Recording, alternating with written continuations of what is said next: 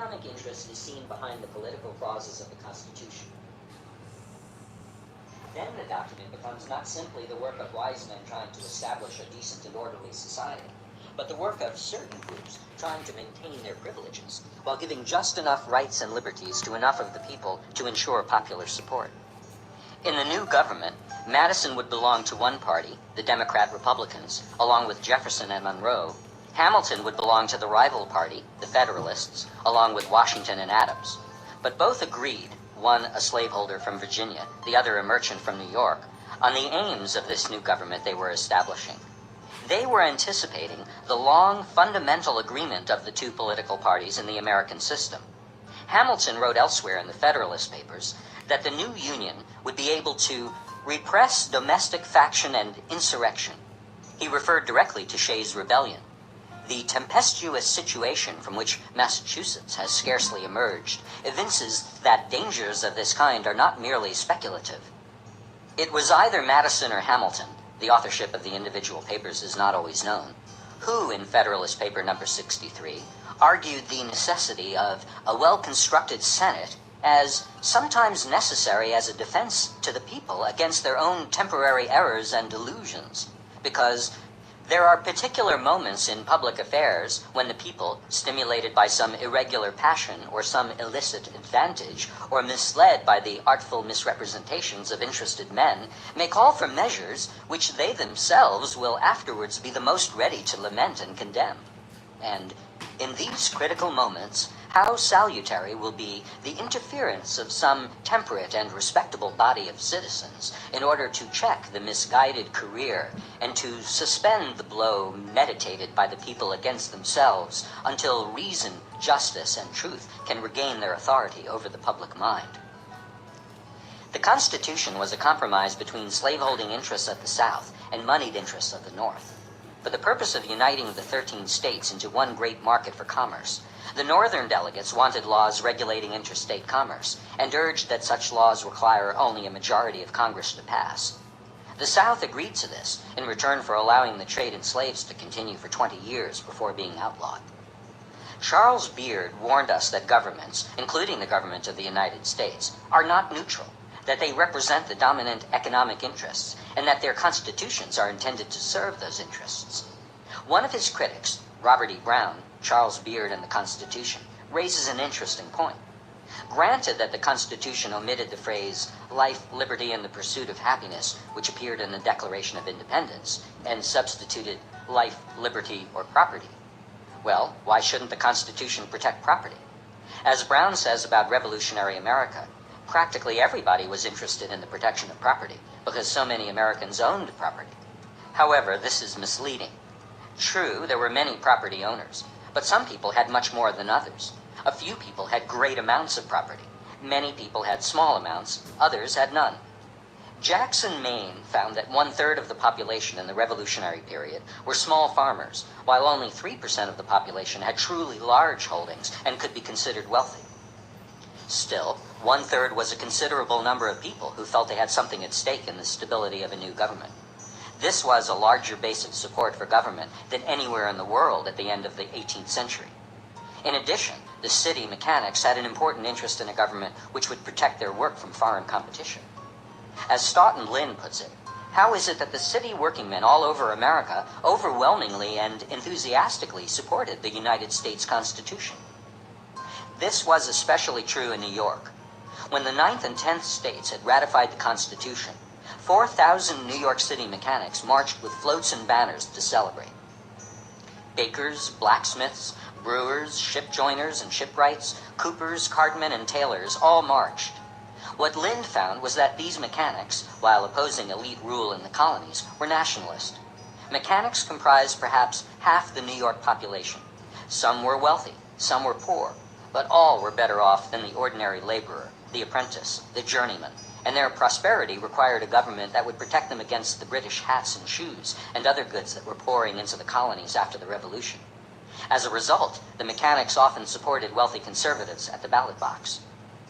The Constitution, then, illustrates the complexity of the American system, that it serves the interests of a wealthy elite, but also does enough for small property owners, for middle-class mechanics, and farmers to build a broad base of support. The slightly prosperous people who make up this base of support are buffers against the blacks, the Indians, the very poor whites.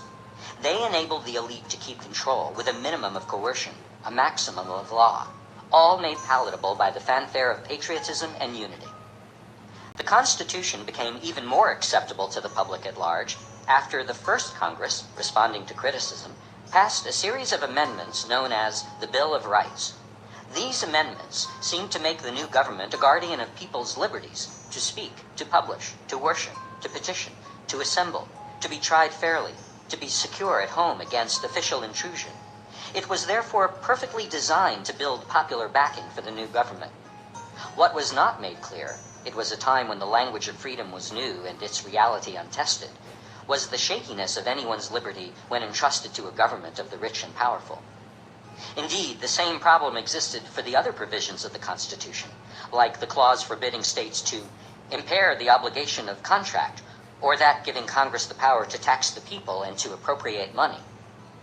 They all sound benign and neutral until one asks, tax who? For what? Appropriate what? For whom? To protect everyone's contracts seems like an act of fairness, of equal treatment, until one considers that contracts made between rich and poor, between employer and employee, landlord and tenant, creditor and debtor, generally favor the more powerful of the two parties.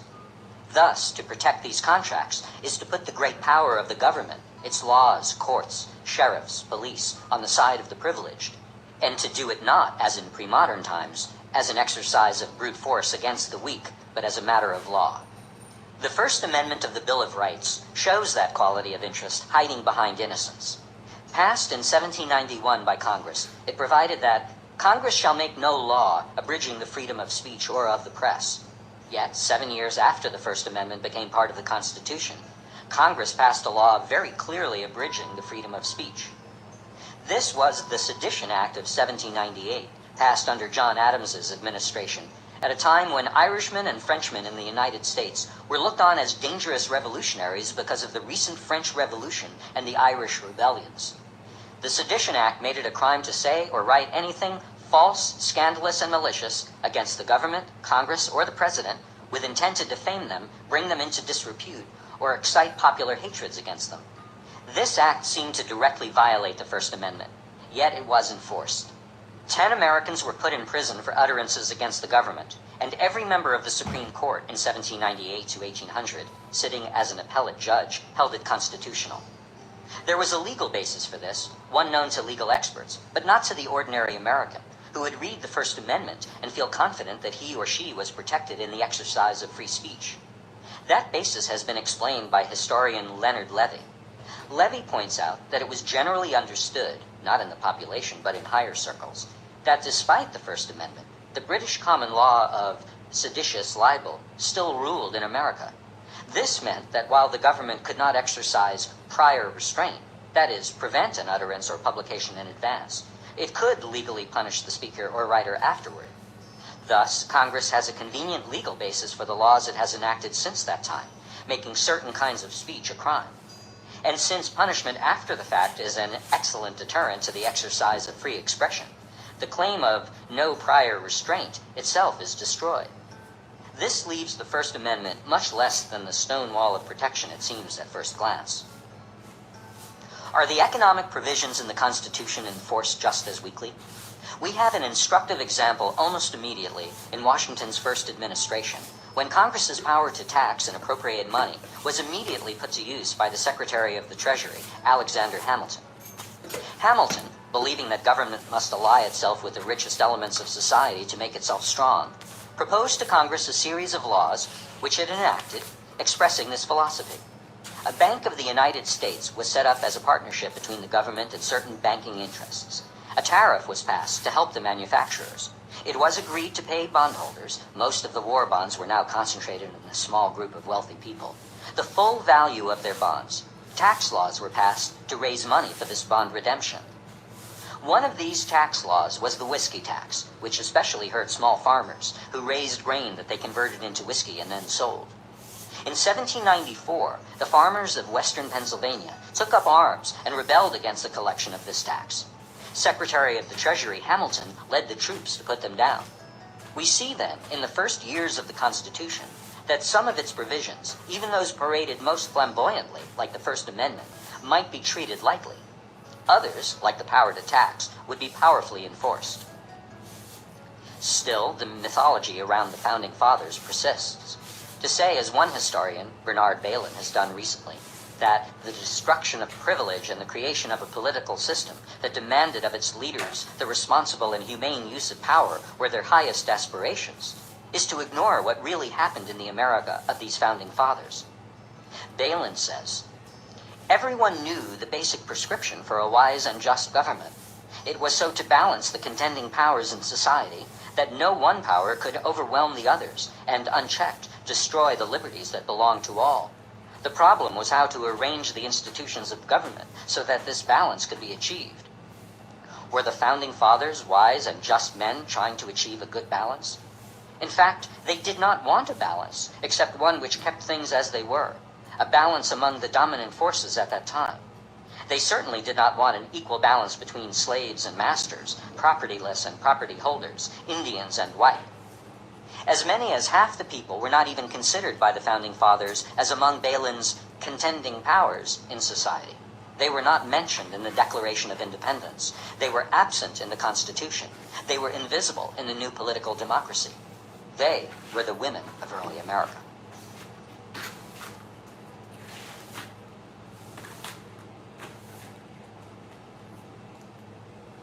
Chapter 6, The Intimately Oppressed. It is possible, reading standard histories, to forget half the population of the country.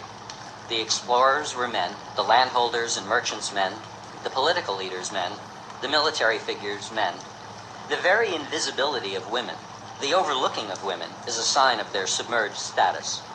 In this invisibility, they were something like black slaves, and thus slave women faced a double oppression. The biological uniqueness of women, like skin color and facial characteristics for Negroes, became a basis for treating them as inferiors. True, with women, there was something more practically important in their biology than skin color, their position as childbearers. But this was not enough to account for the general push backward for all of them in society, even those who did not bear children, or those too young or too old for that. It seems that their physical characteristics became a convenience for men, who could use, exploit, and cherish someone who was at the same time servant, sexmate, companion, and bearer, teacher, warden of his children. Societies based on private property and competition, in which monogamous families became practical units for work and socialization, found it especially useful to establish this special status of women, something akin to a house slave in the matter of intimacy and oppression, and yet requiring, because of that intimacy and long-term connection with children, a special patronization which, on occasion, especially in the face of a show of strength, could slip over into treatment as an equal. An oppression so private would turn out hard to uproot. Earlier societies in America and elsewhere, in which property was held in common and families were extensive and complicated, with aunts and uncles and grandmothers and grandfathers all living together, seemed to treat women more as equals than did the white societies that later overran them, bringing civilization and private property. In the Zuni tribes of the Southwest, for instance, extended families, large clans, were based on the woman, whose husband came to live with her family.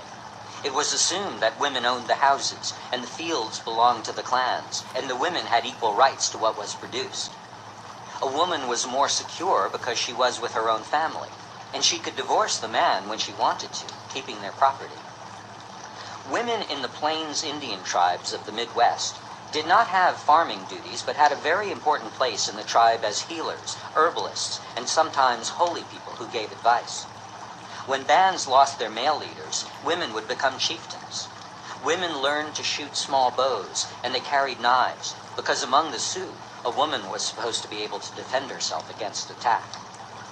The puberty ceremony of the Sioux was such as to give pride to a young Sioux maiden. "Walk the good road, my daughter, and the buffalo herds, wide and dark as cloud shadows, moving over the prairie, will follow you. Be dutiful, respectful, gentle, and modest, my daughter, and proud walking. If the pride and the virtue of the women are lost, the spring will come, but the buffalo trails will turn to grass. Be strong with the warm, strong heart of the earth. No people goes down until their women are weak and dishonored. It would be an exaggeration to say that women were treated equally with men, but they were treated with respect, and the communal nature of the society gave them a more important place. The conditions under which white settlers came to America created various situations for women. Where the first settlements consisted almost entirely of men, women were imported as sex slaves, childbearers, companions. In 1619, the year that the first black slaves came to Virginia, 90 women arrived at Jamestown on one ship. Agreeable persons, young and incorrupt, sold with their own consent to settlers as wives, the price to be the cost of their own transportation. Many women came in those early years as indentured servants, often teenage girls, and lived lives not much different from slaves, except that the term of service had an end. They were to be obedient to masters and mistresses. The authors of America's Working Women, Baxendale, Gordon, and Reverby, described the situation. They were poorly paid and often treated rudely and harshly, deprived of good food and privacy. Of course, these terrible conditions provoked resistance. Living in separate families without much contact with others in their position, indentured servants had one primary path of resistance open to them: passive resistance, trying to do as little work as possible and to create difficulties for their masters and mistresses. Of course, the masters and mistresses did not interpret it that way, but saw the difficult behavior of their servants as sullenness, laziness, malevolence, and stupidity. For instance, the General Court of Connecticut in 1645 ordered that a certain Susan C., for her rebellious carriage toward her mistress, to be sent to the House of Correction and be kept to hard labor and coarse diet, to be brought forth the next lecture day to be publicly corrected, and so to be corrected weekly until order be given to the contrary. Sexual abuse of masters against servant girls became commonplace. The court records of Virginia and other colonies show masters brought into court for this, so we can assume that these were especially flagrant cases. There must have been many more instances never brought to public light. In 1756, Elizabeth Spriggs wrote to her father about her servitude. "What we unfortunate English people suffer here is beyond the probability of you in England to conceive. Let it suffice that I, one of the unhappy number, am toiling almost day and night, and very often in the horse's drudgery, with only this comfort that, you bitch, you do not half enough," and then tied up and whipped, to that degree that you'd not serve an animal, scarce anything but Indian corn and salt to eat, and that even begrudged. Nay, many Negroes are better used, almost naked, no shoes nor stockings to wear. What rest we can get is to wrap ourselves up in a blanket and lie upon the ground.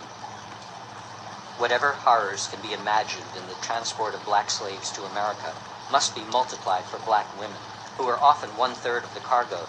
Slave traders reported, "I saw pregnant women give birth to babies while chained to corpses which our drunken overseers had not removed. Packed, spoon fashion, they often gave birth to children in the scalding perspiration from the human cargo. On board the ship was a young Negro woman chained to the deck, who had lost her senses soon after she was purchased and taken on board." A woman named Linda Brent, who escaped from slavery, told of another burden. "But I now entered on my 15th year, a sad epoch in the life of a slave girl. My master began to whisper foul words in my ear. Young as I was, I could not remain ignorant of their import. My master met me at every turn, reminding me that I belonged to him, and swearing by heaven and earth that he would compel me to submit to him. If I went out for a breath of fresh air, after a day of unwearied toil, his footsteps dogged me. If I knelt by my mother's grave, his dark shadow fell on me even there. The light heart which nature had given me became heavy with sad forebodings." Even free white women, not brought as servants or slaves, but as wives of the early settlers, faced special hardships. 18 married women came over on the Mayflower. 3 were pregnant, and one of them gave birth to a dead child before they landed. Childbirth and sickness plagued the women. By the spring, only 4 of those 18 women were still alive. Those who lived, sharing the work of building a life in the wilderness with their men, were often given a special respect because they were so badly needed. And when men died, women often took up the men's work as well, All through the first century and more, women on the American frontier seemed close to equality with their men. But all women were burdened with ideas carried over from England with the colonists, influenced by Christian teachings. English law was summarized in a document of 1632 entitled "The Laws, Resolutions of Women's Rights." In this consolidation, which we call wedlock, is a locking together. It is true that man and wife are one person, but understand in what manner. When a small brook or little river incorporate with Rhodanus, Humber, or the Thames, the poor rivulet loseth her name. A woman, as soon as she is married, is called covert, that is, veiled, as it were, clouded and overshadowed. She hath lost her stream. I may more truly, far away, say to a married woman, her new self is her superior, her companion, her master. Julius Sproul describes the woman's legal situation in the colonial period. The husband's control over the wife's person extended to the right of giving her chastisement, but he was not entitled to inflict permanent injury or death on his wife. As for property, besides absolute possession of his wife's personal property and a life estate in her lands, the husband took any other income that might be hers. He collected wages earned by her labor. Naturally, it followed that the proceeds of the joint labor of husband and wife belonged to the husband. For a woman to have a child out of wedlock was a crime, and colonial court records are full of cases of women being arraigned for bastardy, the father of the child untouched by the law and on the loose. A colonial periodical of 1747 reproduced a speech of Miss Polly Baker before a court of judicature at Connecticut near Boston in New England, where she was prosecuted the 5th time for having a bastard child. The speech was Benjamin Franklin's ironic invention. May it please the honorable bench to indulge me in a few words. I am a poor, unhappy woman who have no money to fee lawyers to plead for me. This is the 5th time, gentlemen, that I have been dragged before your court on the same account. Twice I have paid heavy fines, and twice have been brought to public punishment for want of money to pay those fines. This may have been agreeable to the laws, and I don't dispute it. But since laws are sometimes unreasonable in themselves, and therefore repealed, and others bear too hard on the subject in particular circumstances, I take the liberty to say that I think this law by which I am punished both unreasonable in itself and particularly severe with regard to me. Abstracted from the law, I cannot conceive what the nature of my offense is. I have brought 5 fine children into the world at the risk of my life. I have maintained them well by my own industry, without burthering the township, and would have done it better if it had not been for the heavy charges and fines I have paid. Nor has anyone the least cause of complaint against me, unless perhaps the ministers of justice, because I have had children without being married, by which they missed a wedding fee. But can this be a fault of mine?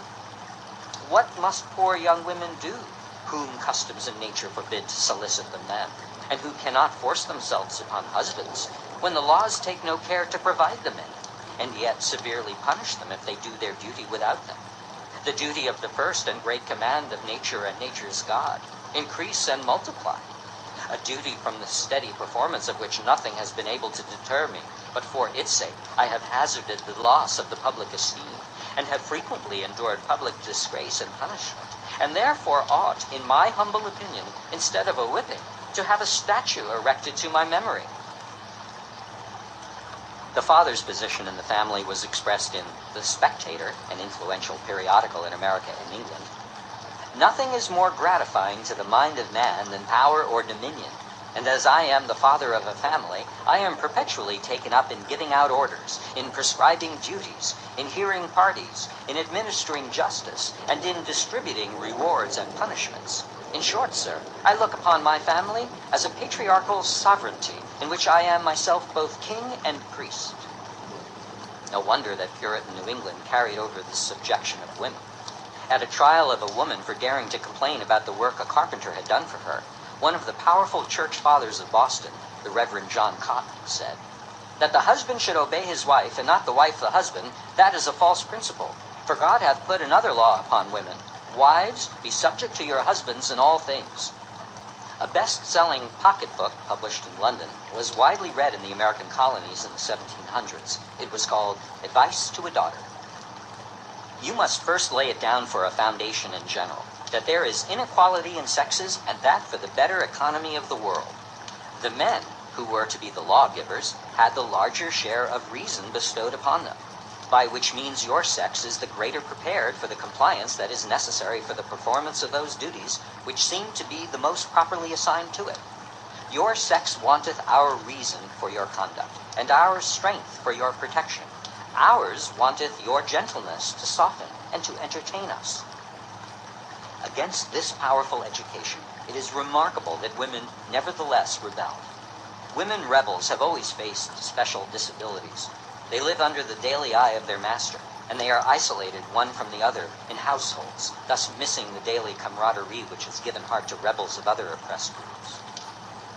Anne Hutchinson was a religious woman, mother of 13 children, and knowledgeable about healing with herbs. She defied the church fathers in the early years of the Massachusetts Bay Colony by insisting that she and other ordinary people could interpret the Bible for themselves. A good speaker, she held meetings to which more and more women came, and even a few men. And soon groups of 60 or more were gathering at her home in Boston to listen to her criticisms of local ministers. John Winthrop, the governor, described her as a woman of a haughty and fierce carriage, of a nimble wit and active spirit, and a very voluble tongue, more bold than a man, though in understanding and judgment inferior to many women. Anne Hutchinson was put on trial twice, by the church for heresy and by the government for challenging their authority. At her civil trial she was pregnant and ill, but they did not allow her to sit down until she was close to collapse. At her religious trial she was interrogated for weeks, and again she was sick, but challenged her questioners with expert knowledge of the Bible and remarkable eloquence. When finally she repented in writing, they were not satisfied. They said, "Her repentance is not in her countenance." She was banished from the colony, and when she left for Rhode Island in 1638, 35 families followed her. Then she went to the shores of Long Island, where Indians who had been defrauded of their land thought she was one of their enemies. They killed her and her family. 20 years later, the one person back in Massachusetts Bay who had spoken up for her during her trial, Mary Dyer, was hanged by the government of the colony, along with 2 other Quakers for rebellion, sedition, and presumptuous obtruding themselves.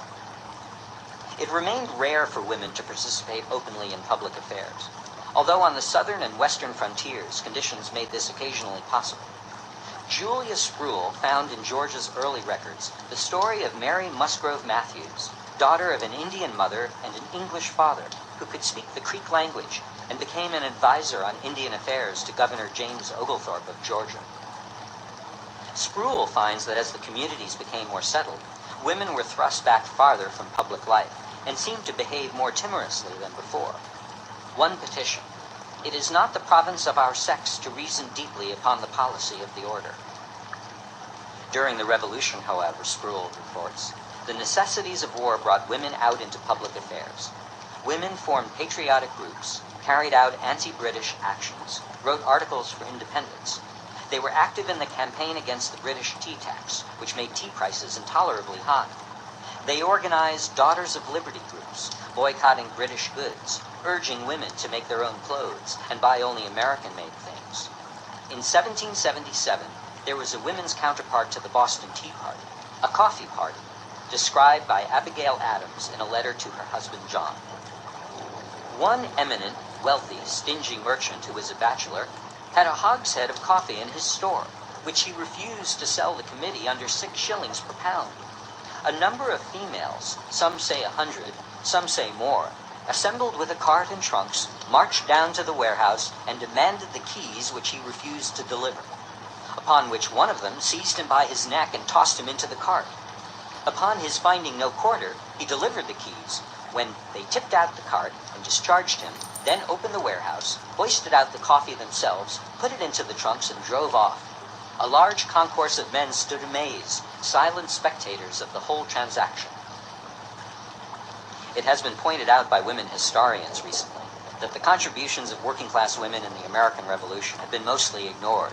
Unlike the genteel wives of the leaders, Dolly Madison, Martha Washington, Abigail Adams. Margaret Corbin, called Dirty Kate, Deborah Sampson Garnett, and Molly Pitcher were rough, lower-class women prettified into ladies by historians. While poor women in the last years of the fighting went to army encampments, helped and fought, They were represented later as prostitutes, whereas Martha Washington was given a special place in history books for visiting her husband at Valley Forge. When feminist impulses are recorded, they are almost always the writings of privileged women who had some status from which to speak freely, more opportunity to write and have their writings recorded. Abigail Adams, even before the Declaration of Independence in March of 1776, wrote to her husband, "In the new code of laws, which I suppose it will be necessary for you to make, I desire you would remember the ladies and be more generous to them than your ancestors. Do not put such unlimited power in the hands of husbands. Remember, all men would be tyrants if they could. If particular care and attention are not paid to the ladies, we are determined to foment a rebellion, and will not hold ourselves bound to obey the laws in which we have no voice of representation." Nevertheless, Jefferson underscored his phrase, "all men are created equal," by his statement that American women would be too wise to wrinkle their foreheads with politics. And after the Revolution, none of the new state constitutions granted women the right to vote, except for New Jersey, and that state rescinded the right in 1807. New York's constitution specifically disenfranchised women by using the word male. While perhaps 90% of the white male population were literate around 1750, only 40% of the women were. Working-class women had little means of communicating, and no means of recording whatever sentiments of rebelliousness they may have felt at their subordination. Not only were they bearing children in great numbers under great hardships, but they were working in the home. Around the time of the Declaration of Independence, 4,000 women and children in Philadelphia were spinning at home for local plants under the putting out system. Women also were shopkeepers and innkeepers and engaged in many trades. They were bakers, tin workers, brewers, tanners, rope makers, lumberjacks, printers, morticians, woodworkers, staymakers, and more. Ideas of female equality were in the air during and after the Revolution. Tom Paine spoke out for the equal rights of women, and the pioneering book of Mary Wollstonecraft in England, A Vindication of the Rights of Women, was reprinted in the United States shortly after the Revolutionary War. Wollstonecraft was responding to the English conservative and opponent of the French Revolution, Edmund Burke, who had written in his Reflections on the Revolution in France that "a woman is but an animal, and an animal not of the highest order."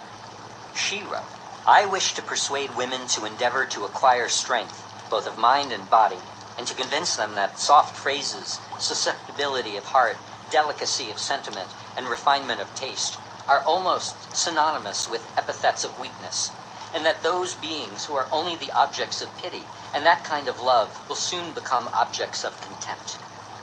I wish to show that the first object of laudable ambition is to obtain a character as a human being, regardless of the distinction of sex." Between the American Revolution and the Civil War, so many elements of American society were changing. The growth of population, the movement westward, the development of the factory system, expansion of political rights for white men, educational growth to match the new economic needs, that changes were bound to take place in the situation of women. In pre-industrial America, the practical need for women in a frontier society had produced some measure of equality.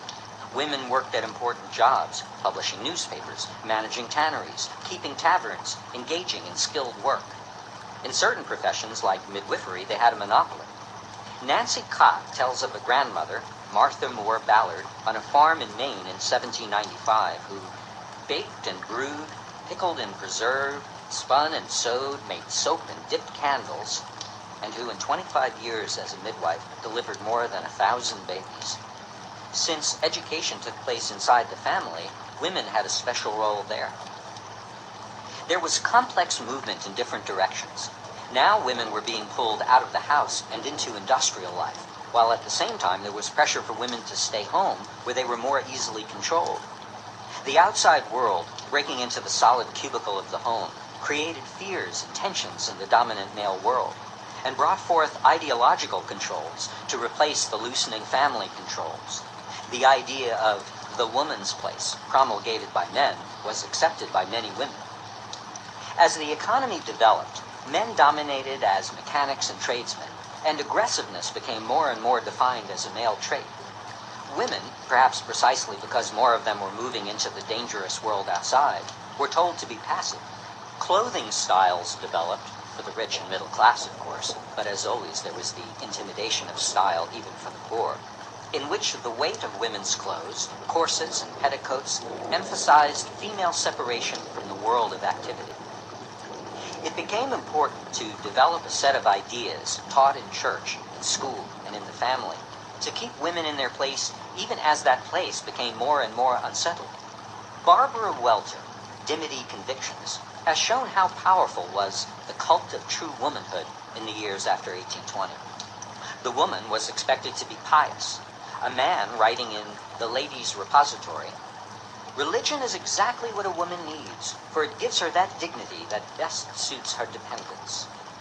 Mrs. John Sanford, in her book Woman in Her Social and Domestic Character, said, "Religion is just what woman needs. Without it, she is ever restless or unhappy." Sexual purity was to be the special virtue of a woman. It was assumed that men, as a matter of biological nature, would sin, but woman must not surrender. As one male author said, "If you do, you will be left in silent sadness to bewail your credulity, imbecility, duplicity, and premature prostitution." A woman wrote that females would get into trouble if they were high-spirited, not prudent. The role began early, with adolescence. Obedience prepared the girl for submission to the first proper mate. Barbara Welter describes this. The assumption is twofold. The American female was supposed to be so infinitely lovable and provocative that a healthy male could barely control himself when in the same room with her. And the same girl, as she comes out of the cocoon of her family's protectiveness, is so palpitating with undirected affection, so filled to the brim with tender feelings, that she fixes her love on the first person she sees. She awakes from the midsummer night's dream of adolescence, and it is the responsibility of her family and society to see that her eyes fall on a suitable match and not some clown with the head of an ass. They do their part by such restrictive measures as segregated by sex and or class, schools, dancing classes, travel, and other external controls. She is required to exert the inner control of obedience. The combination forms a kind of societal chastity belt, which is not unlocked until the marriage partner has arrived and adolescence is formally over.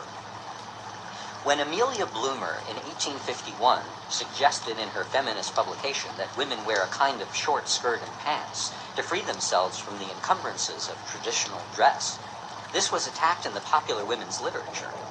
One story has a girl admiring the Bloomer costume, but her professor admonishes her that they are only one of the many manifestations of that wild spirit of socialism and agrarian radicalism which is at present so rife in our land. In The Young Lady's Book of 1830, "In whatever situation of life a woman is placed from her cradle to her grave, a spirit of obedience and submission, pliability of temper, and humility of mind are required from her." And one woman wrote in 1850 in the book Greenwood Leaves, "True feminine genius is ever timid, doubtful, and clingingly dependent, a perpetual childhood." Another book, Recollections of a Southern Matron, "If any habit of his annoyed me, I spoke of it once or twice calmly, then bore it quietly." Giving women rules for conjugal and domestic happiness, one book ended with, "Do not expect too much." The woman's job was to keep the home cheerful, maintain religion, be nurse, cook, cleaner, seamstress, flower arranger. A woman shouldn't read too much, and certain books should be avoided. When Harriet Martineau, a reformer of the 1830s, wrote Society in America, one reviewer suggested it be kept away from women. Such reading will unsettle them for their true station and pursuits, and they will throw the world back again into confusion. A sermon preached in 1808 in New York. How interesting and important are the duties devolved on females as wives, the counselor and friend of the husband, who makes it her daily study to lighten his cares, to soothe his sorrows, and to augment his joys, who like a guardian angel watches over his interests, warns him against dangers, comforts him under trials, and by her pious, assiduous, and attractive deportment, constantly endeavors to render him more virtuous, more useful, more honorable, and more happy. Women were also urged, especially since they had the job of educating children, to be patriotic. One women's magazine offered a prize to the woman who wrote the best essay on how may an American woman best show her patriotism. It was in the 1820s and 1830s, Nancy Cott tells us, the bonds of womanhood, that there was an outpouring of novels, poems, essays, sermons, and manuals on the family, children, and women's role. The world outside was becoming harder, more commercial, more demanding. In a sense, the home carried a longing for some utopian past, some refuge from immediacy. Perhaps it made acceptance of the new economy easier to be able to see it as only part of life, with the home a haven. In 1810, one pious wife wrote, "The air of the world is poisonous. You must carry an antidote with you, or the infection will prove fatal." All this was not, as Cott points out, to challenge the world of commerce, industry, competition, capitalism, but to make it more palatable. The cult of domesticity for the woman was a way of pacifying her with the doctrine of separate but equal, giving her work equally as important as the man's, but separate and different. Inside that equality, there was the fact that the woman did not choose her mate, and once her marriage took place, her life was determined. One girl wrote in 1791, "The die is about to be cast, which will probably determine the future happiness or misery of my life. I have always anticipated the event with a degree of solemnity almost equal to that which will terminate my present existence." Marriage enchained, and children doubled the chains. One woman, writing in 1813, "The idea of soon giving birth to my third child and the consequent duties I shall be called to discharge distresses me so I feel as I should sink." This despondency was lightened by the thought that something important was given the woman to do, to impart to her children the moral values of self-restraint and advancement through individual excellence, rather than common action. The new ideology worked. It helped to produce the stability needed by a growing economy. But its very existence showed that other currents were at work, not easily contained. And giving the woman her sphere created the possibility that she might use that space, that time, to prepare for another kind of life. The cult of true womanhood could not completely erase what was visible as evidence of woman's subordinate status. She could not vote, could not own property. When she did work, her wages were 1/4 to 1/2 what men earned in the same job. Women were excluded from the professions of law and medicine, from colleges, from the ministry. Putting all women into the same category, giving them all the same domestic sphere to cultivate, created a classification by sex which blurred the lines of class, as Nancy Cott points out. However, forces were at work to keep raising the issue of class. Samuel Slater had introduced industrial spinning machinery in New England in 1789, and now there was a demand for young girls, literally spinsters, to work the spinning machinery in factories. In 1814, the power loom was introduced in Waltham, Massachusetts, and now all the operations needed to turn cotton fiber into cloth were under one roof. The new textile factories swiftly multiplied, with women 80 to 90% of their operatives, most of these women between 15 and 30. Some of the earliest industrial strikes took place in these textile mills in the 1830s. Eleanor Flexner, A Century of Struggle, gives figures that suggest why.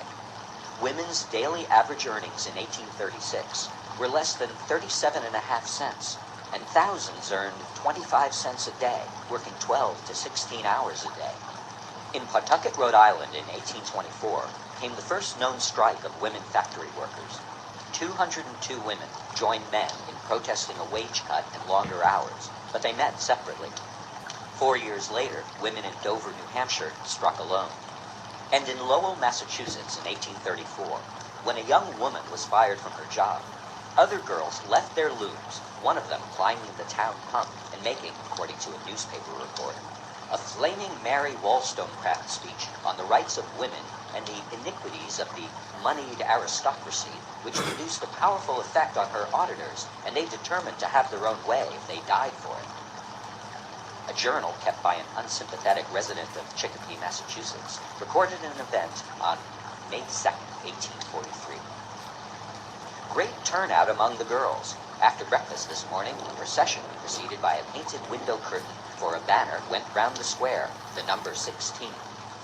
They soon came past again, then numbered 44. They marched around a while and then dispersed. After dinner, they sallied forth to the number of 42 and marched around to Cabot. They marched around the streets, doing themselves no credit. There were strikes in various cities in the 1840s, more militant than those early New England turnouts, but mostly unsuccessful. A succession of strikes in the Allegheny Mills near Pittsburgh demanded a shorter workday. Several times in those strikes, women armed with sticks and stones broke through the wooden gates of a textile mill and stopped the looms. Catherine Beecher, a woman reformer of the time, wrote about the factory system. Let me now present the facts I learned by observation or inquiry on the spot. I was there in midwinter, and every morning I was awakened at 5 by the bells calling to labor. The time allowed for dressing and breakfast was so short, as many told me, that both were performed hurriedly, and then the work at the mill was begun by lamplight, and prosecuted without remission till 12, and chiefly in a standing position. Then half an hour only allowed for dinner, from which the time for going and returning was deducted. Then back to the mills, to work till 7 o'clock. It must be remembered that all the hours of labor are spent in rooms where oil lamps, together with from 40 to 80 persons, are exhausting the healthful principle of the air, and where the air is loaded with particles of cotton thrown from thousands of cards, spindles, and looms. And the life of upper-class women? Frances Trollope, an Englishwoman, in her book Domestic Manners of the Americans, wrote, "Let me be permitted to describe the day of a Philadelphian lady of the first class. This lady shall be the wife of a senator and a lawyer in the highest repute and practice. She rises, and her first hour is spent in this scrupulously nice arrangement of her dress. She descends to her parlor, neat, stiff, and silent. Her breakfast is brought in by her free black footman. She eats her fried ham and her salt fish, and drinks her coffee in silence, while her husband reads one newspaper and puts another under his elbow, and then perhaps she washes the cups and saucers. Her carriage is ordered at 11. Till that hour she is employed in the pastry room, her snow-white apron protecting her mouse-colored silk. 20 minutes before her carriage should appear, she retires to her chamber, as she calls it, shakes and folds up her still snow-white apron, smooths her rich dress, and sets on her elegant bonnet, then walks downstairs, just at the moment that her free black coachman announces to her free black footman that the carriage waits. She steps into it and gives the word, 'Drive to Dorcas Society.'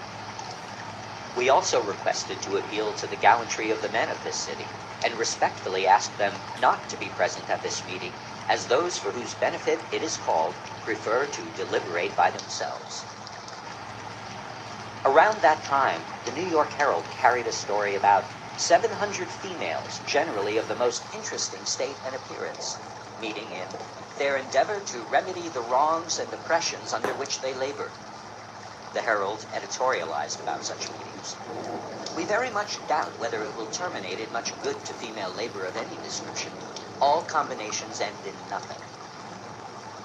The title of Nancy Cott's book, The Bonds of Womanhood, reflects her double view of what was happening to women in the early 19th century.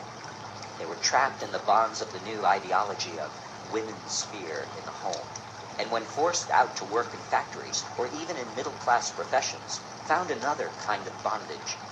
On the other hand, these conditions created a common consciousness of their situation and forged bonds of solidarity among them. Middle-class women, barred from higher education, began to monopolize the profession of primary school teaching. As teachers, they read more, communicated more, and education itself became subversive of old ways of thinking.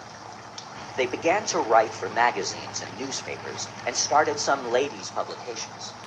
Literacy among women doubled between 1780 and 1840. Women became health reformers. They formed movements against double standards in sexual behavior and the victimization of prostitutes. They joined in religious organizations. Some of the most powerful of them joined the anti-slavery movement. So by the time a clear feminist movement emerged in the 1840s, women had become practiced organizers, agitators, speakers. When Emma Willard addressed the New York legislature in 1819 on the subject of education for women, she was contradicting the statement made just the year before by Thomas Jefferson in a letter in which he suggested women should not read novels as a mass of trash with few exceptions. For a like reason, too, much poetry should not be indulged. Female education should concentrate, he said, on ornaments, too, and the amusements of life. These, for a female, are dancing, drawing, and music. Emma Willard told the legislature that the education of women has been too exclusively directed to fit them for displaying to advantage the charms of youth and beauty. The problem, she said, was that the taste of men, whatever it might happen to be, has been made into a standard for the formation of the female character. Reason and religion teach us, she said, that we too are primary existences, not the satellites of men. In 1821, Willard founded the Troy Female Seminary, the first recognized institution for the education of girls. She wrote later of how she upset people by teaching her students about the human body. Mothers visiting a class at the seminary in the early 30s were so shocked at the sight of a pupil drawing a heart, arteries, and veins on a blackboard to explain the circulation of the blood that they left the room in shame and dismay. To preserve the modesty of the girls and spare them too frequent agitation, heavy paper was posted over the pages in their textbooks, which depicted the human body. Women struggled to enter the all-male professional schools. Dr. Harriet Hunt, a woman physician who began to practice in 1835, was twice refused admission to Harvard Medical School. But she carried on her practice, mostly among women and children. She believed strongly in diet, exercise, hygiene, and mental health. She organized a ladies' physiological society in 1843, where she gave monthly talks. She remained single, defying convention here, too. Elizabeth Blackwell got her medical degree in 1849, having overcome many rebuffs before being admitted to Geneva College. She then set up the New York Dispensary for Poor Women and Children to give to poor women an opportunity of consulting physicians of their own sex. In her first annual report, she wrote, "My first medical consultation was a curious experience. In a severe case of pneumonia in an elderly lady, I called in consultation a kind-hearted physician of high standing. This gentleman, after seeing the patient, went with me into the parlor. There he began to walk about the room in some agitation, exclaiming, 'A most extraordinary case. Such a one never happened to me before. I really do not know what to do.' I listened in surprise and much perplexity, as it was a clear case of pneumonia and of no unusual degree of danger, until at last I discovered that his perplexity related to me, not to the patient, and to the propriety of consulting with a lady physician." Oberlin College pioneered in the admission of women. But the first girl admitted to the theology school there, Antoinette Brown, who graduated in 1850, found that her name was left off the class list. With Lucy Stone, Oberlin found a formidable resistor. She was active in the Peace Society and in anti-slavery work, taught colored students, and organized a debating club for girls. She was chosen to write the commencement address, then was told it would have to be read by a man. She refused to write it. Lucy Stone began lecturing on women's rights in 1847 in a church in Gardner, Massachusetts, where her brother was a minister. She was tiny, weighed about 100 pounds, was a marvelous speaker. As lecturer for the Anti-American Slavery Society, she was at various times deluged with cold water, sent reeling by a thrown book, attacked by mobs. When she married Henry Blackwell, they joined hands at their wedding and read a statement. "While we acknowledge our mutual affection by publicly assuming the relationship of husband and wife, we deem it a duty to declare that this act on our part implies no sanction of, nor promise of voluntary obedience to such of the present laws of marriage as refuse to recognize the wife as an independent, rational being, while they confer upon the husband an injurious and unnatural superiority." She was one of the first to refuse to give up her name after marriage. She was Mrs. Stone. When she refused to pay taxes because she was not represented in the government, officials took all her household goods in payment, even her baby's cradle. After Amelia Bloomer, a postmistress in a small town in New York State, developed the bloomer, women activists adopted it in place of the old whalebone bodice, the corsets, and petticoats. Elizabeth Cady Stanton, who was one of the leaders of the feminist movement in this period, told of how she first saw a cousin of hers wearing bloomers. To see my cousin, with a lamp in one hand and a baby in the other, walk upstairs with ease and grace while, with flowing robes, I pulled myself up with difficulty, lamp and baby out of the question, readily convinced me that there was sore need of a reform in women's dress, and I promptly donned a similar costume. Women, after becoming involved in other movements of reform, anti-slavery, temperance, dress styles, prison conditions, turned emboldened and experienced to their own situation. Angelina Grimke, a southern white woman who became a fierce speaker and organizer against slavery, saw that movement leading further. Let us all first wake up the nation to lift millions of slaves of both sexes from the dust and turn them into men, and then it will be an easy matter to take millions of females from their knees and set them on their feet, or in other words, transform them from babies into women. Margaret Fuller was perhaps the most formidable intellectual among the feminists. Her starting point in Woman in the 19th Century was the understanding that there exists in the minds of men a tone of feeling toward women as toward slaves. She continued, we would have every arbitrary barrier thrown down. We would have every path open to woman as freely as to man. And what woman needs is not as a woman to act or rule, but as a nature to grow, as an intellect to discern, as a soul to live freely and unimpeded. There was much to overcome. One of the most popular writers of the mid-19th century, the Reverend John Todd, one of his many best-selling books gave advice to young men on the results of masturbation. The mind is greatly deteriorated, commented on the new feminist mode of dress. Some have tried to become semi-men by putting on the bloomer dress. Let me tell you in a word why it can never be done. It is this. Woman, robed and folded in her long dress, is beautiful. She walks gracefully. If she attempts to run, the charm is gone. Take off the robes and put on pants and show the limbs, and grace and mystery are all gone. In the 1830s, a pastoral letter from the General Association of Ministers of Massachusetts commanded ministers to forbid women to speak from the pulpits. When she assumes the place and tone of man, we put ourselves in self-defense against her. Sarah Grimke, Angelina's sister, wrote in response a series of articles, Letters on the Condition of Women and the Equality of the Sexes. During the early part of my life, my lot was cast among the butterflies of the fashionable world, and of this class of woman, I am constrained to say, both from experience and observation, that their education is miserably deficient, that they are taught to regard marriage as the one thing needful, the only avenue to distinction.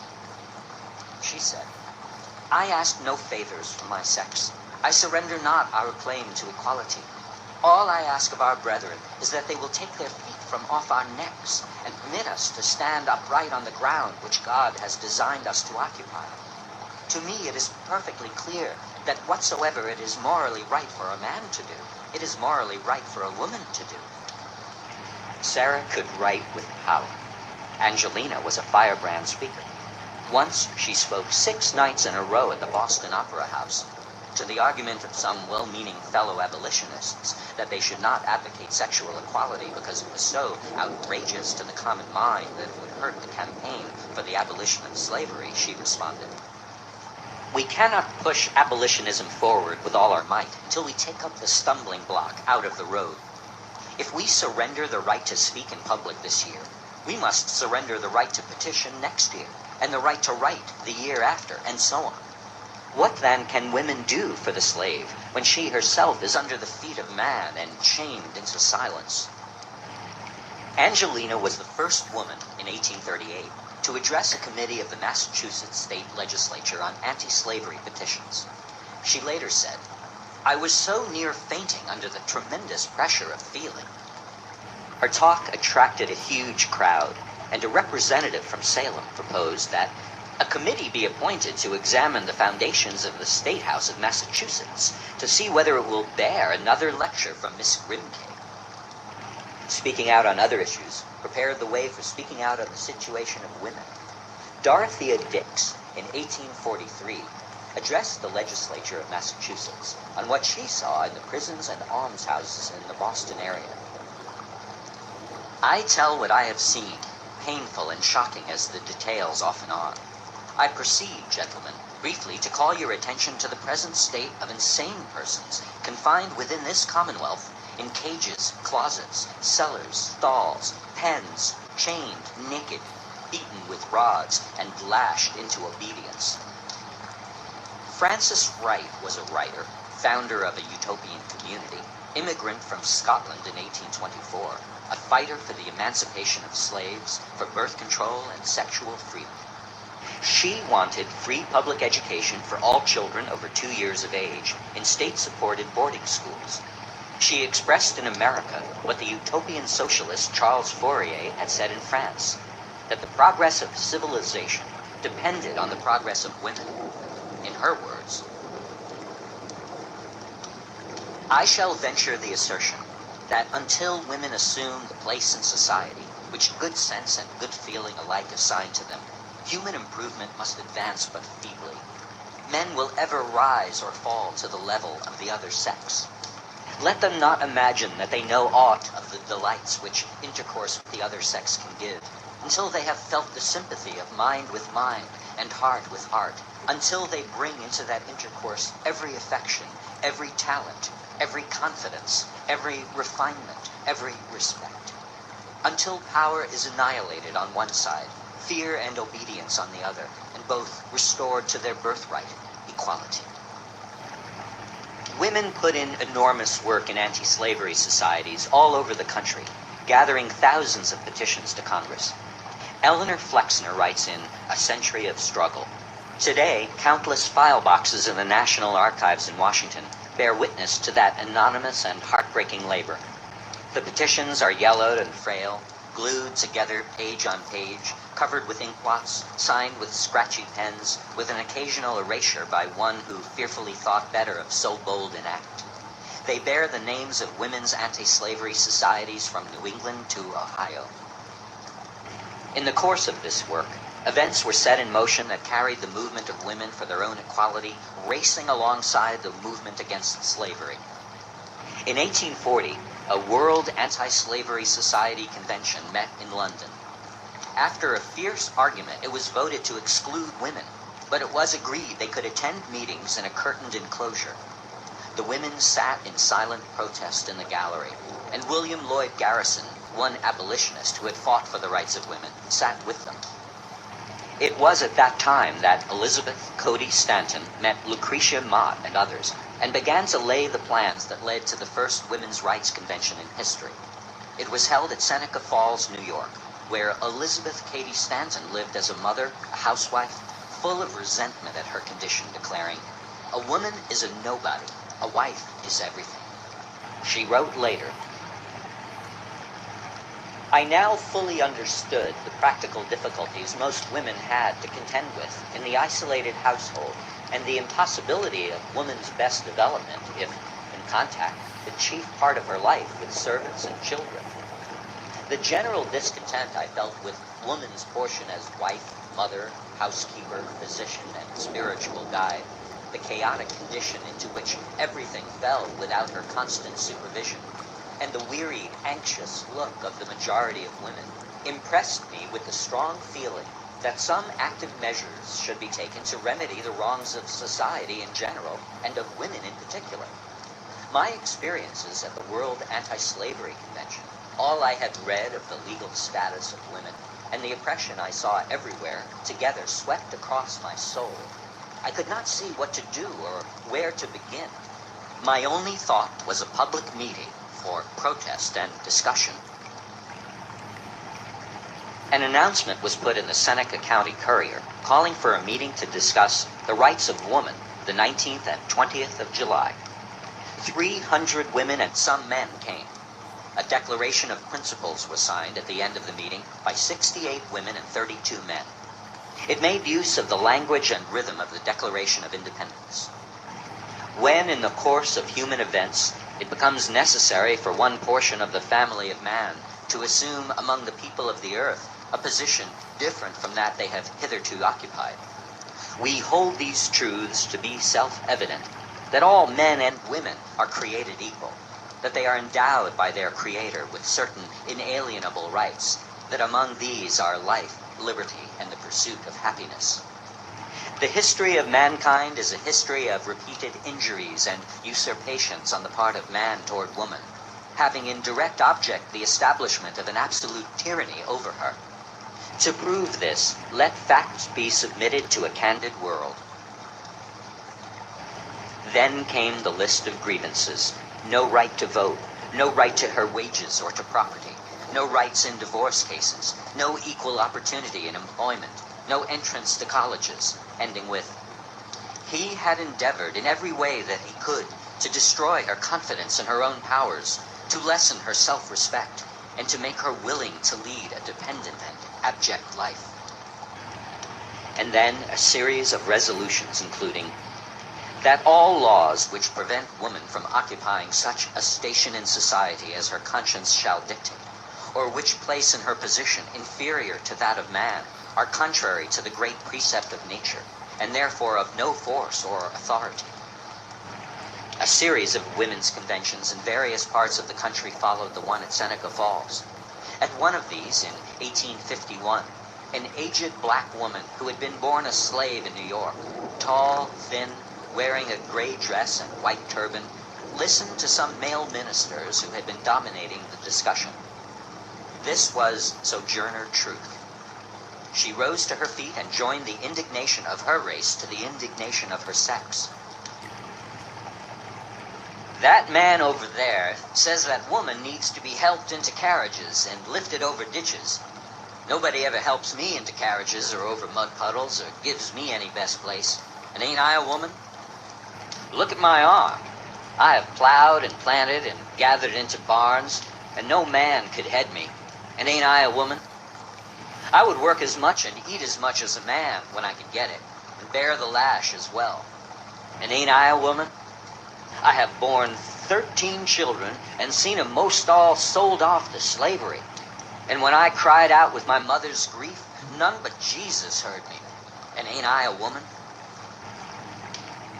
Thus were women beginning to resist in the 1830s and 1840s and 1850s the attempt to keep them in their woman's sphere.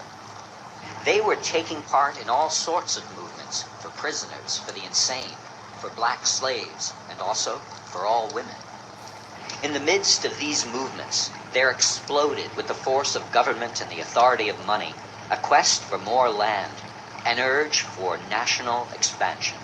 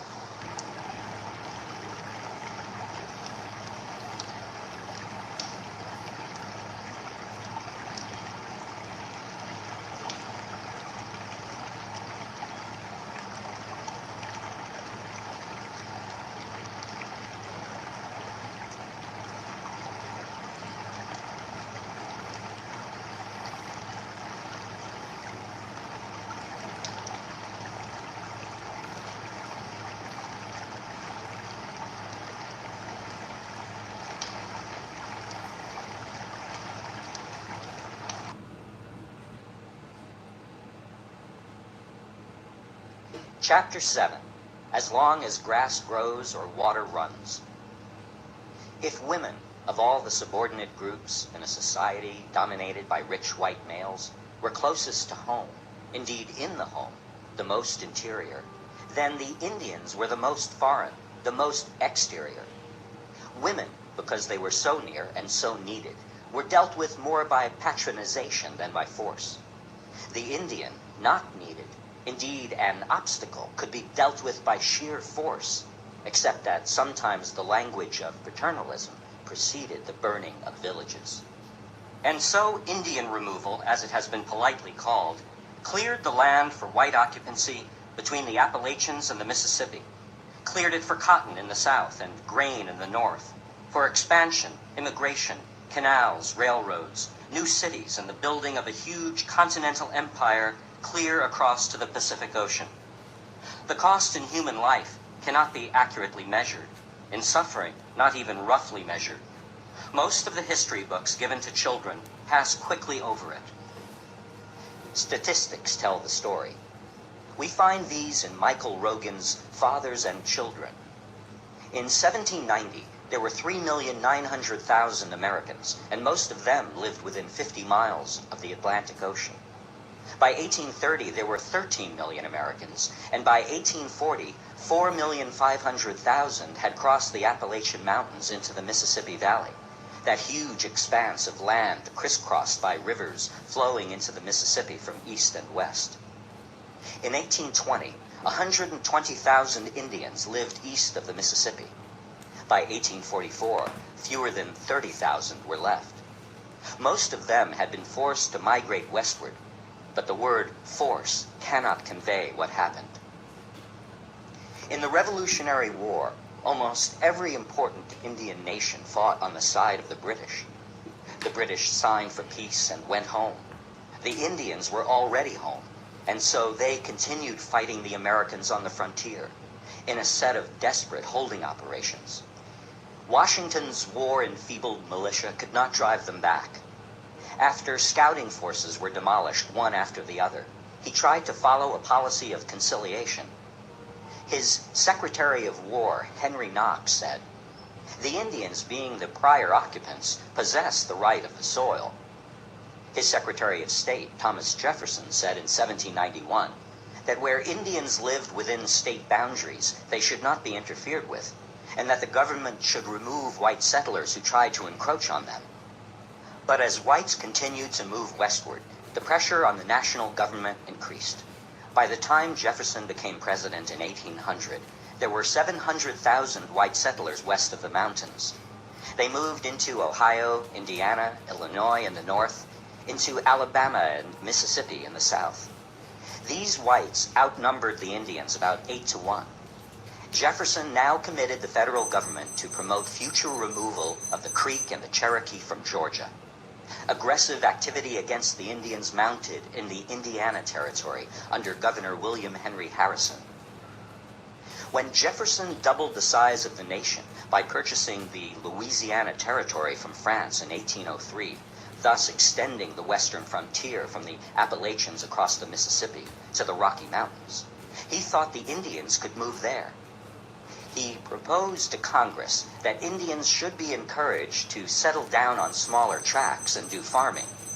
Also that they should be encouraged to trade with whites, to incur debts, and then to pay off those debts with tracts of land.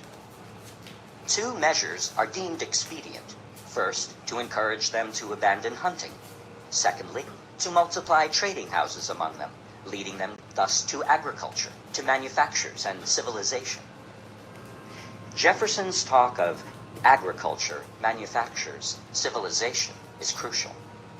Indian removal was necessary for the opening of the vast American lands to agriculture, to commerce, to markets, to money, to the development of the modern capitalist economy. Land was indispensable for all this, and after the Revolution, huge sections of land were bought up by rich speculators, including George Washington and Patrick Henry. In North Carolina, rich tracts of land belonging to the Chickasaw Indians were put on sale, although the Chickasaws were among the few Indian tribes fighting on the side of the Revolution, and a treaty had been signed with them guaranteeing their land. John Donaldson, a state surveyor, ended up with 20,000 acres of land near what is now Chattanooga. His son-in-law made 22 trips out of Nashville in 1795 for land deals. This was Andrew Jackson. Jackson was a land speculator, merchant, slave trader, and the most aggressive enemy of the Indians in early American history. He became a hero of the War of 1812, which was not, as usually depicted in American textbooks, just a war against England for survival, but a war for the expansion of the new nation into Florida, into Canada, into Indian territory. Tecumseh, a Shawnee chief and noted orator, tried to unite the Indians against the white invasion. The way, and the only way, to check and to stop this evil is for all the red men to unite in claiming a common and equal right in the land, as it was at first and should be yet. For it was never divided, but belongs to all for the use of each. That no part has a right to sell, even to each other, much less to strangers, those who want all and will not do with less. Angered when fellow Indians were induced to cede a great tract of land to the United States government, Tecumseh organized in 1811 an Indian gathering of 5,000 on the bank of the Tallapoosa River in Alabama, and told them, "Let the white race perish. They seize your land, they corrupt your women, they trample on the ashes of your dead. Back whence they came, upon a trail of blood they must be driven." The Creeks, who occupied most of Georgia, Alabama, and Mississippi, were divided among themselves. Some were willing to adopt the civilization of the white man in order to live in peace. Others, insisting on their land and their culture, were called Red Sticks. The Red Sticks in 1813 massacred 250 people at Fort Mims, whereupon Jackson's troops burned down a Creek village, killing men, women, children. Jackson established the tactic of promising rewards in land and plunder. If either party, Cherokees, Friendly Creeks, or whites, takes property of the Red Sticks, the property belongs to those who take it. Not all his enlisted men were enthusiastic for the fighting. There were mutinies. The men were hungry. Their enlistment terms were up. They were tired of fighting and wanted to go home. Jackson wrote to his wife about the once brave and patriotic volunteers sunk to mere whining, complaining, seditioners, and mutineers. When a 17-year-old soldier who had refused to clean up his food and threatened his officer with a gun was sentenced to death by a court-martial, Jackson turned down a plea for commutation of sentence and ordered the execution to proceed. He then walked out of earshot of the firing squad. Jackson became a national hero when in 1814 he fought the Battle of Horseshoe Bend against 1,000 Creeks and killed 800 of them with few casualties on his side. His white troops had failed in a frontal attack on the Creeks, but the Cherokees with him promised governmental friendship if they joined the war, swam the river, came up behind the Creeks, and won the battle for Jackson. When the war ended, Jackson and friends of his began buying up the seized Creek lands. He got himself appointed treaty commissioner and dictated a treaty which took away half the land of the Creek Nation. Rogan says it was the largest single Indian cession of Southern American land. It took land from Creeks who had fought with Jackson, as well as those who had fought against him. And when Big Warrior, a chief of the Friendly Creeks, protested, Jackson said, "Listen, the United States would have been justified by the Great Spirit had they taken all the land of the nation. Listen, the truth is, the great body of the Creek chiefs and warriors did not respect the power of the United States. They thought we were an insignificant nation, that we would be overpowered by the British. They were fat with eating beef. They wanted flogging. We bleed our enemies in such cases to give them their senses." As Rogan puts it, Jackson had conquered the cream of the Creek country, and it would guarantee southwestern prosperity. He had supplied the expanding Cotton Kingdom with a vast and valuable acreage. Jackson's 1814 treaty with the Creeks started something new and important. It granted Indians individual ownership of land, thus splitting Indian from Indian, breaking up communal landholding, bribing some with land, leaving others out, introducing the competition and conniving that marked the spirit of Western capitalism. It fitted well the old Jeffersonian idea of how to handle the Indians by bringing them into civilization. From 1814 to 1824, in a series of treaties with the Southern Indians, whites took over 3/4 of Alabama and Florida, 1/3 of Tennessee, 1/5 of Georgia and Mississippi, and parts of Kentucky and North Carolina. Jackson played a key role in those treaties, and according to Rogan, his friends and relatives received many of the patronage appointments as Indian agents, traders, treaty commissioners, surveyors, and land agents. Jackson himself described how the treaties were obtained. We addressed ourselves feelingly to the predominant and governing passion of all Indian tribes, i.e. their avarice or fear. He encouraged white squatters to move into Indian lands, then told the Indians the government could not remove the whites, and so they had better cede the lands or be wiped out. He also, Rogan says, practiced extensive bribery.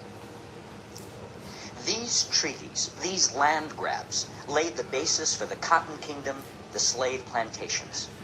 Every time a treaty was signed, pushing the Creeks from one area to the next, promising them security there, whites would move into the new area, and the Creeks would feel compelled to sign another treaty, giving up more land in return for security elsewhere. Jackson's work had brought the white settlements to the border of Florida, owned by Spain. Here were the villages of the Seminole Indians, joined by some Red Stick refugees and encouraged by British agents in their resistance to the Americans. Settlers moved into Indian lands. Indians attacked. Atrocities took place on both sides. When certain villages refused to surrender people accused of murdering whites, Jackson ordered the villages destroyed. Another Seminole provocation. Escaped black slaves took refuge in Seminole villages. Some Seminoles bought or captured black slaves, but their form of slavery was more like African slavery than cotton plantation slavery. The slaves often lived in their own villages. Their children often became free. There was much intermarriage between Indians and blacks, and soon there were mixed Indian-black villages, all of which aroused Southern slave owners who saw this as a lure to their own slaves seeking freedom. Jackson began raids into Florida, arguing it was a sanctuary for escaped slaves and for marauding Indians. Florida, he said, was essential to the defense of the United States. It was that classic modern preface to a war of conquest. Thus began the Seminole War of 1818, leading to the American acquisition of Florida. It appears on classroom maps politely as Florida Purchase, 1819. But it came from Andrew Jackson's military campaign across the Florida border, burning Seminole villages, seizing Spanish forts, until Spain was persuaded to sell. He acted, he said, by the immutable laws of self-defense. Jackson then became governor of the Florida Territory. He was able now to give good business advice to friends and relatives. To a nephew, he suggested holding on to property in Pensacola. To a friend, a surgeon general in the Army, he suggested buying as many slaves as possible because the price would soon rise. Leaving his military post, he also gave advice to officers on how to deal with the high rate of desertion. Poor whites, even if willing to give their lives at first, may have discovered the rewards of battle going to the rich. Jackson suggested whipping for the first 2 attempts, and the third time, execution. The leading books on the Jacksonian period written by respected historians, The Age of Jackson by Arthur Schlesinger, The Jacksonian Persuasion by Marvin Myers, do not mention Jackson's Indian policy, but there is much talk in them of tariffs, banking, political parties, political rhetoric. If you look through high school textbooks and elementary school textbooks in American history, you will find Jackson the frontiersman, soldier, Democrat, man of the people. Not Jackson the slaveholder, land speculator, executioner of dissident soldiers, exterminator of Indians. This is not simply hindsight, the word used for thinking back differently on the past. After Jackson was elected president in 1828, following John Quincy Adams, who had followed Monroe, who had followed Madison, who had followed Jefferson, the Indian Removal Bill came before Congress and was called at the time the leading measure of the Jackson administration and the greatest question that ever came before Congress, except for matters of peace and war. By this time, the two political parties were the Democrats and the Whigs, who disagreed on banks and tariffs, but not on issues crucial for the white poor, the blacks, the Indians, although some white working people saw Jackson as their hero because he opposed the rich man's bank. Under Jackson and the man he chose to succeed him, Martin Van Buren, 70,000 Indians east of the Mississippi were forced westward. In the north, there weren't that many, and the Iroquois Confederation in New York stayed. But the Sac and Fox Indians of Illinois were removed after the Black Hawk War, in which Abraham Lincoln was an officer, although he was not in combat. When Chief Black Hawk was defeated and captured in 1832, he made a surrender speech. I fought hard, but your guns were well aimed. The bullets flew like birds in the air and whizzed by our ears like the wind through the trees in the winter. My warriors fell around me. The sun rose dim on us in the morning, and at night it sunk in a dark cloud and looked like a ball of fire. That was the last sun that shone on Black Hawk. He is now a prisoner to the white men. He has done nothing for which an Indian ought to be ashamed. He has fought for his countrymen, the squaws and papooses, against white men who came year after year to cheat them and take away their lands. You know the cause of our making war. It is known to all white men. They ought to be ashamed of it. Indians are not deceitful. The white men speak bad of the Indian and look at him spitefully. But the Indian does not tell lies. Indians do not steal. An Indian who is as bad as the white men could not live in our nation. He would be put to death and eaten up by the wolves. The white men are bad schoolmasters. They carry false books and deal in false actions. They smile in the face of the poor Indian to cheat him. They shake him by the hand to gain their confidence, to make them drink, to deceive them, and ruin our wives. We told them to leave us alone and keep away from us. They followed on and beset our paths, and they coiled themselves among us like the snake. They poisoned us by their touch. We were not safe. We lived in danger. We were becoming like them, hypocrites and liars, adulterous, lazy drones, all talkers and no workers. The white men do not scalp the head, but they do worse. They poison the heart.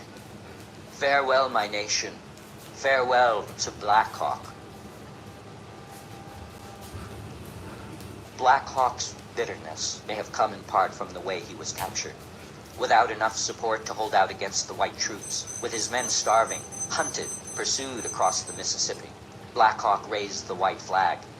The American commander later explained, "As we neared them, they raised a white flag and endeavored to decoy us, but we were a little too old for them."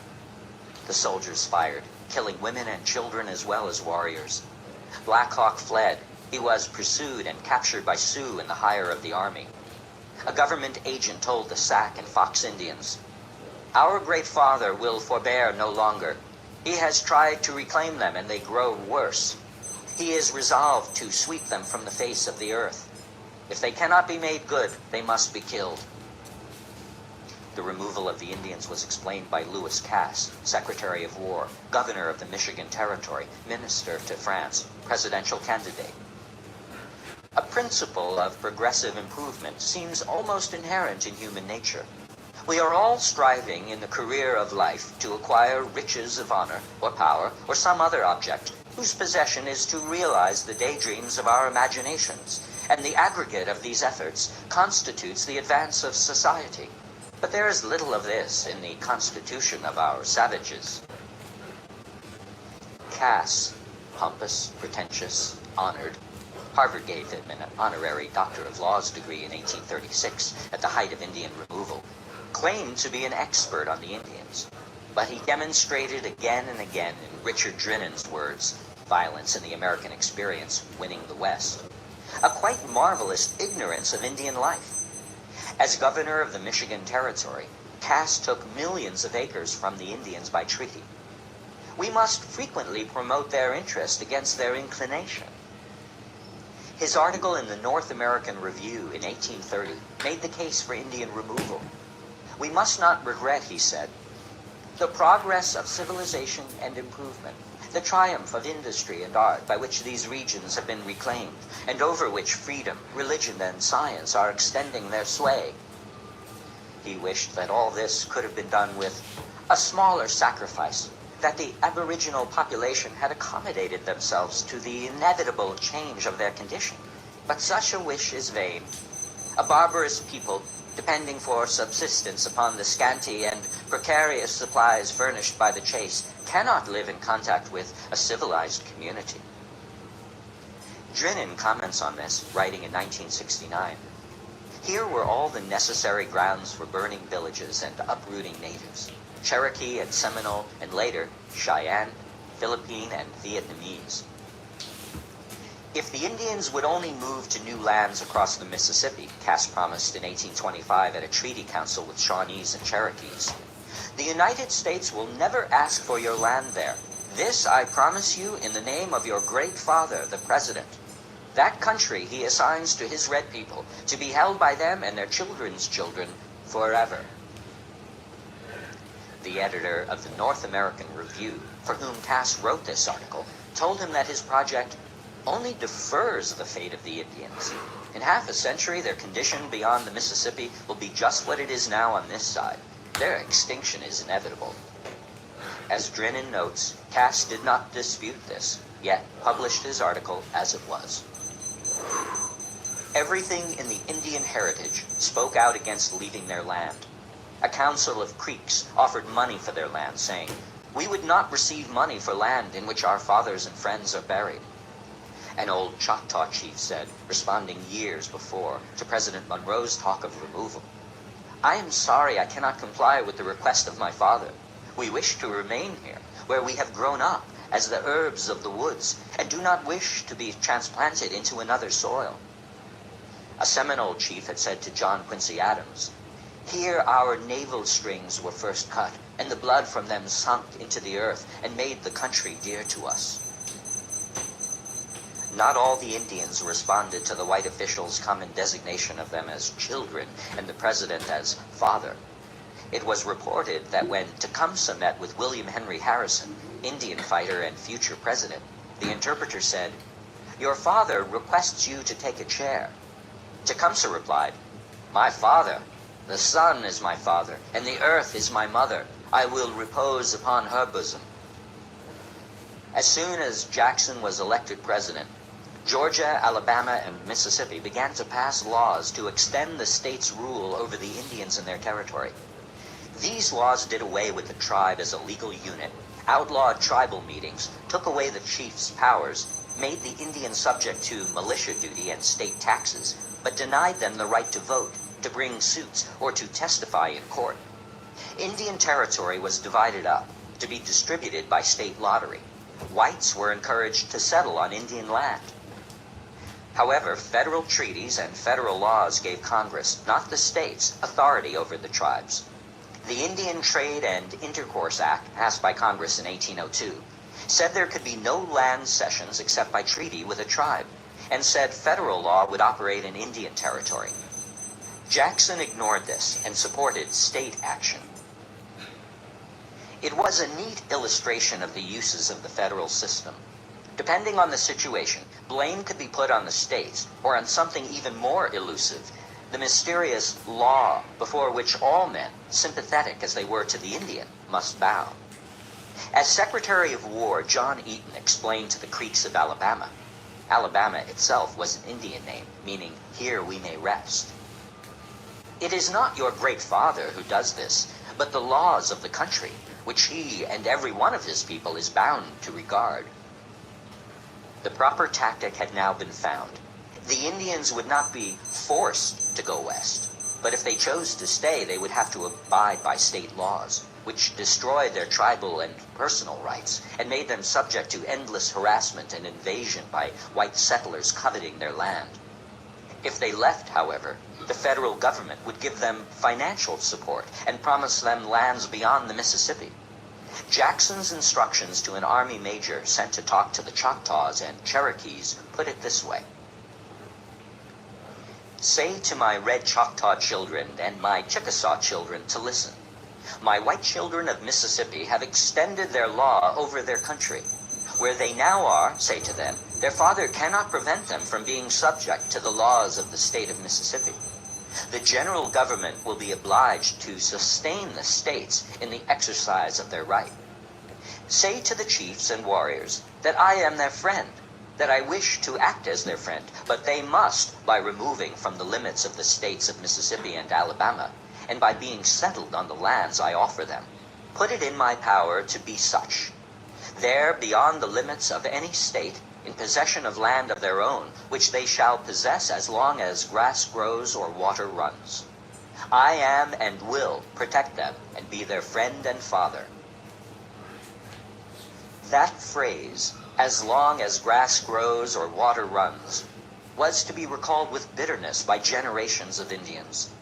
An Indian GI, veteran of Vietnam, testifying publicly in 1970, not only about the horror of the war, but with his own maltreatment as an Indian, repeated that phrase and began to weep. As Jackson took office in 1829, gold was discovered in Cherokee territory in Georgia. Thousands of whites invaded, destroyed Indian property, staked out claims.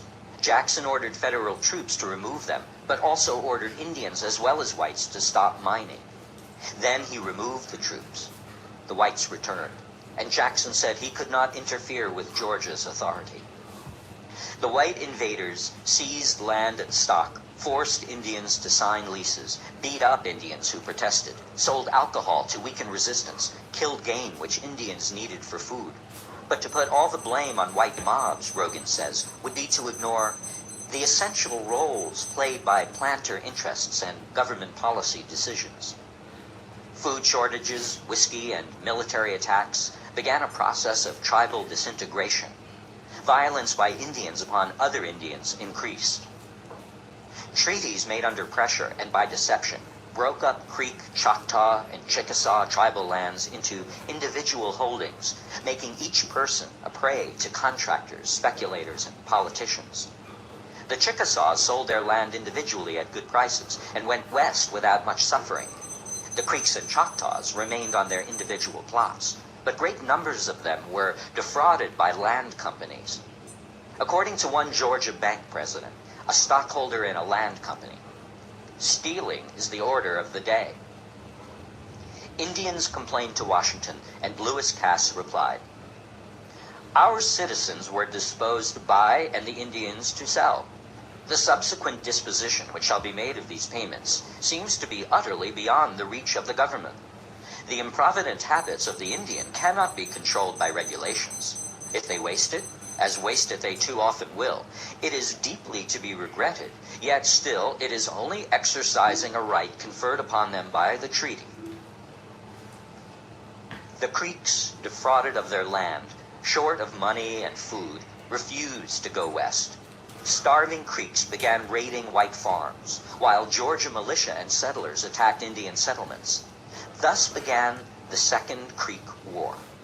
One Alabama newspaper, sympathetic to the Indians, wrote, "The war with the Creeks is all humbug. It is a base and diabolical scheme devised by interested men to keep an ignorant race of people from maintaining their just rights and to deprive them of the small remaining pittance placed under their control."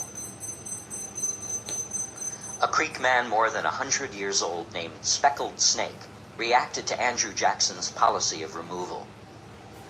"Brothers, I have listened to many talks from our great white father. When he first came over the wide waters, he was but a little man, very little. His legs were cramped by sitting long in his big boat, and he begged for a little land to light his fire on. But when the white man had warmed himself before the Indians' fire and filled himself with their hominy, he became very large. With a step he bestrode the mountains, and his feet covered the plains and the valleys. His hand grasped the eastern and the western sea, and his head rested on the moon. Then he became our great father. He loved his red children, and he said, "Get a little further, lest I tread on thee." Brothers, I have listened to a great many talks from our great father, but they always began and ended in this: "Get a little further, you are too near me." Dale Van Every, in his book, The Disinherited, sums up what removal meant to the Indian. In the long record of man's inhumanity, exile has wrung moans of anguish from many different peoples. Upon no people could it ever have fallen with a more shattering impact than upon the Eastern Indians. The Indian was peculiarly susceptible to every sensory attribute of every natural feature of his surroundings. He lived in the open. He knew every marsh, glade, hilltop, rock, spring, creek, as only the hunter can know them. He had never fully grasped the principle establishing private ownership of land as any more rational than private ownership of air, but he loved the land with a deeper emotion than could any proprietor. He felt himself as much a part of it as the rocks and trees, the animals and birds. His homeland was holy ground, sanctified for him as the resting place of the bones of his ancestors, and the natural shrine of his religion. He conceived its waterfalls and ridges, its clouds and mists, its glens and meadows, to be inhabited by the myriad of spirits with whom he held daily communion. It was from this rain-washed land of forests, streams, and lakes, to which he was held by the traditions of his forebears and his own spiritual aspirations, that he was to be driven to the arid, treeless plains of the far west, a desolate region then universally known as the Great American Desert.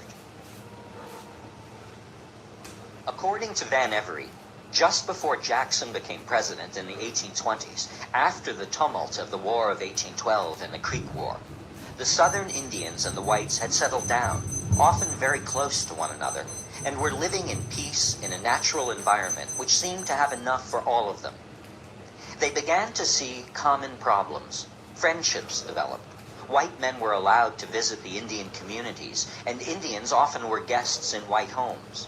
Frontier figures like Davy Crockett and Sam Houston came out of this setting, and both, unlike Jackson, became lifelong friends of the Indian.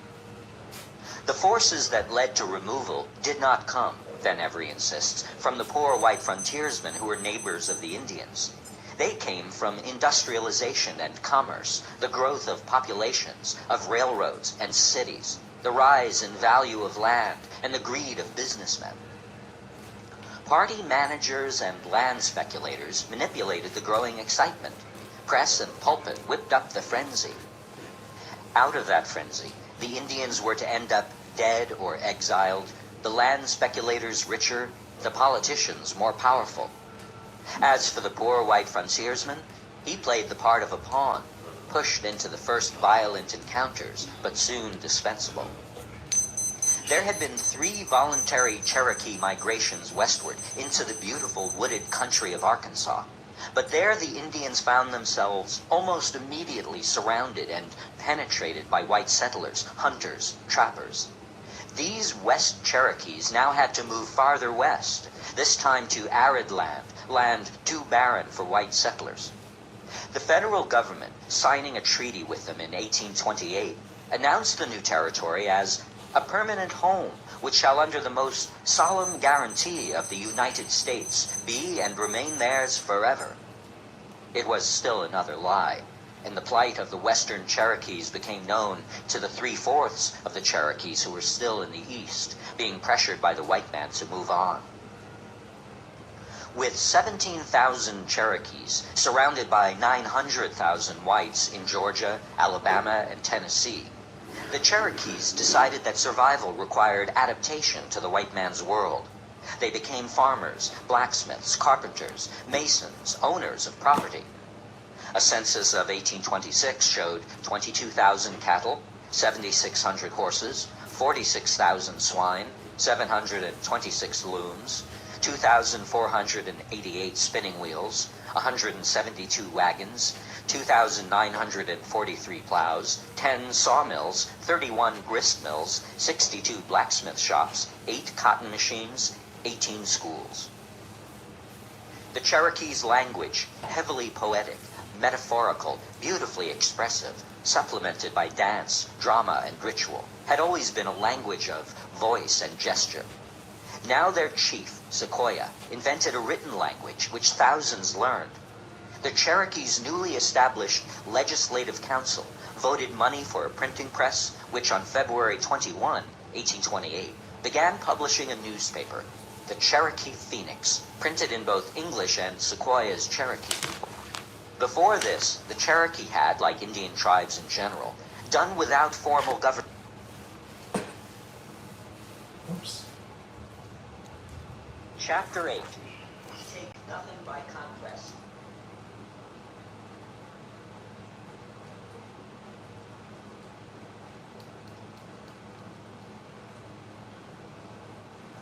Without formal government. As Ben Every puts it, the foundation principle of Indian government has always been the rejection of government. The freedom of the individual was regarded by practically all Indians north of Mexico as a canon infinitely more precious than the individual's duty to his community or nation. This anarchistic attitude ruled all behavior, beginning with the smallest social unit, the family. The Indian parent was constitutionally reluctant to discipline his children. Their every exhibition of self-will was accepted as a favorable indication of the development of maturing character.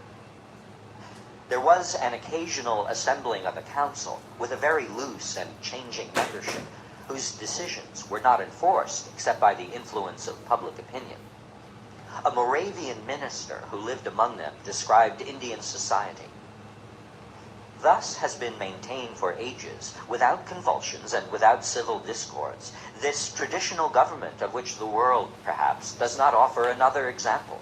A government in which there are no positive laws, but only long-established habits and customs, no code of jurisprudence, but the experience of former times, no magistrates, but advisors, to whom the people nevertheless pay a willing and implicit obedience, in which age confers rank, wisdom gives power, and moral goodness secures title to universal respect. Now, surrounded by white society, all this began to change. The Cherokees even started to emulate the slave society around them. They owned more than 1,000 slaves. They were beginning to resemble that civilization the white men spoke about, making what Van Every calls a stupendous effort to win the goodwill of Americans. They even welcomed missionaries and Christianity. None of this made them more desirable than the land they lived on. Jackson's 1829 message to Congress made his position clear. I informed the Indians inhabiting parts of Georgia and Alabama that their attempt to establish an independent government would not be countenanced by the executive of the United States, and advised them to emigrate beyond the Mississippi or submit to the laws of those states. Congress moved quickly to pass a removal bill. There were defenders of the Indians. Perhaps the most eloquent was Senator Theodore Ferlingeisen of New Jersey, who told the Senate debating removal, "We have crowded the tribes upon a few miserable acres on our southern frontier.